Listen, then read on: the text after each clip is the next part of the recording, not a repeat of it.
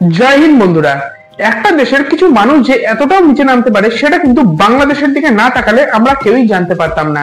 হ্যাঁ, সম্প্রতি বাংলাদেশে যে ঘটনাটি ঘটেছে সেটা পৃথিবীর ইতিহাসে আর অন্যত্র কোথাও ঘটেছে বলে আমার মনে হয় না। যে 16ই ডিসেম্বরের বিজয় দিবস নিয়ে বাংলাদেশিদের এতটা গর্ব, সেই ডিসেম্বর মাসেই কিন্তু এই বিজয় দিবস যারা এনে দিয়েছিল, অর্থাৎ বাংলাদেশের স্বাধীনতা সংগ্রামী তথা একজন বয়স্ক মুক্তিযোদ্ধাকে গলায় জুতোর মালা পরিয়ে সারা এলাকাতে ঘোরানো হয়েছে। হ্যাঁ, ঠিকই শুনেছেন, যে মুক্তিযোদ্ধা নিজের জীবনের বাজি রেখে নিজের দেশকে স্বাধীনতা এনে দিয়েছিল, সেই মুক্তিযোদ্ধাকেই কিন্তু বাংলাদেশের কুমিল্লা জেলাতে এরকম একটি মর্মান্তিক পরিস্থিতির মুখোমুখি হতে হয়েছে।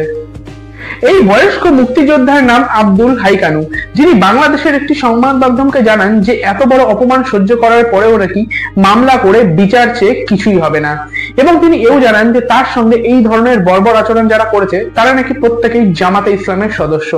অর্থাৎ তার এই উক্তি থেকে কিন্তু একদম স্পষ্ট যে বাংলাদেশে বর্তমানে কি ধরনের নৈরাজ্য নেমে এসেছে। কিন্তু বাংলাদেশের এই অগণতান্ত্রিক সরকারের এত সময় কোথায় যে তারা নিজেদের দেশের আইন শৃঙ্খলাকে নিয়ন্ত্রণ করবেন? তারা তো মিথ্যে ছড়াতে ব্যস্ত হয়ে রয়েছেন। বর্তমানে বাংলাদেশে যে অগণতান্ত্রিক সরকার রয়েছে তার অন্যতম একজন উপদেষ্টা হলেন মাহফুজ আলম, যিনি কিন্তু ডক্টর মোহাম্মদ ইউনূসের ভীষণ ঘনিষ্ঠ হিসাবেও পরিচিত। এবং এই মাহফুজ আলম বাংলাদেশের কোটা বিরোধী ছাত্র আন্দোলনের একটি অন্যতম বড় চেহারাও ছিল।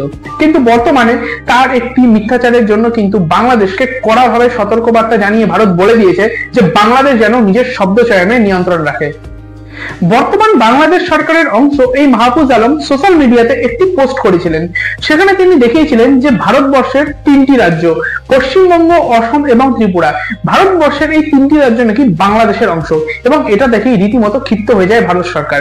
তবে এই মাহফুজ আলমের বুকে যে কোনো পাঠা নেই, এই মাহফুজ আলম যে আস্ত একটি পাঠা সেটা তার দেশের লোকেরা না জানলেও কিন্তু তিনি খুব ভালো মতোই জানতেন। এবং সেই জন্যই হয়তো এই পোস্টটা করার কিছুক্ষণের মধ্যেই হয়তো ওনার মনে হয়েছে যে তিনি একটি আতেলের মতো কাজ করে ফেলেছেন। এবং সেই জন্যই কিন্তু পোস্টটা করার কিছুক্ষণের মধ্যে তিনি এই পোস্টটাকে ডিলিটও করে দেন। এবং বাংলাদেশের এই অস্থির পরিস্থিতির সুযোগ নিয়ে কিন্তু বেশ কিছু জঙ্গি সংগঠনগুলিও বাংলাদেশ মারফত ভারতে এসে সন্ত্রাস চালাতে চাইছে। আশঙ্কা করা হচ্ছে যে নেপালের রাস্তা দিয়ে চিকেন নেক মারফত ভারতবর্ষে অস্ত্র আমদানির চেষ্টা হচ্ছে। এবং চিকেন নেক তথা শিলিগুড়ি সহ মালদা এবং মুর্শিদাবাদকেও কিন্তু আশঙ্কা করার চেষ্টা চলছে। সম্প্রতি মুর্শিদাবাদ থেকে 2 জনকে জঙ্গি সন্দেহে গ্রেফতার করা হয়েছে। ক্যানিং থেকেও কিন্তু একজন কাশ্মীরি জঙ্গিকে গ্রেফতার করা হয়েছে। এবং কেরল থেকে আনসারুল্লাহ বাংলা টিমের সদস্য যেই জঙ্গি মোহাম্মদ সাদ রাডি ধরা পড়েছে, এই মোহাম্মদ সাদ রাডির যে শুধুমাত্র ভারতের পাসপোর্ট এবং ভারতের ভোটার আইডি ছিল এমনটাই কিন্তু নয়। জানা যাচ্ছে যে এই মোহাম্মদ সাদ রাডি ভারতের বুকে মাদ্রাসা বানিয়ে সেখানে কিন্তু বাচ্চাদেরকে জঙ্গি তৈরি করার কার্যকলাপ চালাতো। এবং এই মোহাম্মদ সাদ রাডির যিনি পিসি রয়েছেন, সেই পিসির পুত্রবধূ যিনি রয়েছেন তিনি নাকি পশ্চিমবঙ্গের শাসক দল তৃণমূলের পঞ্চায়েত সমিতিরও সদস্য ছিল। এবং এই জন্যই কিন্তু অনেকেই বর্তমানে পশ্চিমবঙ্গের শাসক দল তৃণমূল কংগ্রেসের দিকেও আঙুল ওঠাচ্ছেন। অর্থাৎ বাংলাদেশের এই নৈরাজ্যের ঘটনাতে কিন্তু ভারতবর্ষেরও বেশ কিছু ইসলামী মৌলবাদীরা প্রভাবিত হচ্ছে।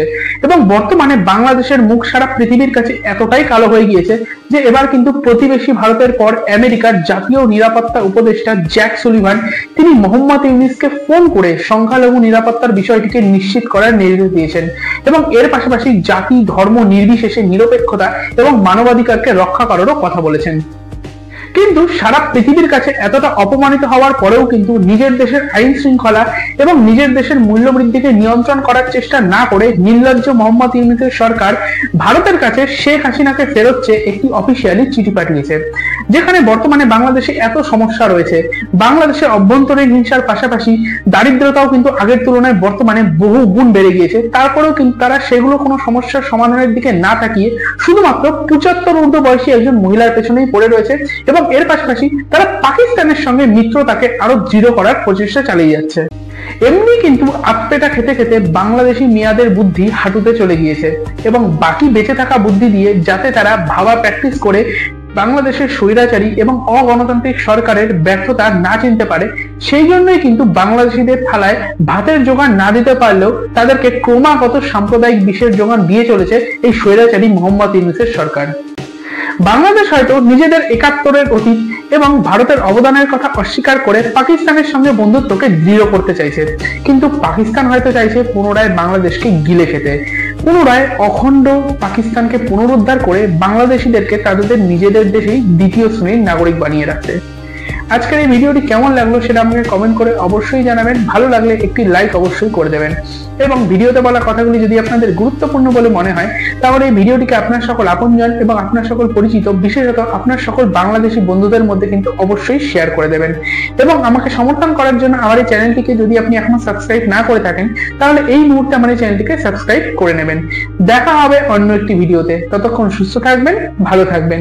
ইনকলাব জিন্দাবাদ, জয় বাংলা, ভারত মাতা কি জয়।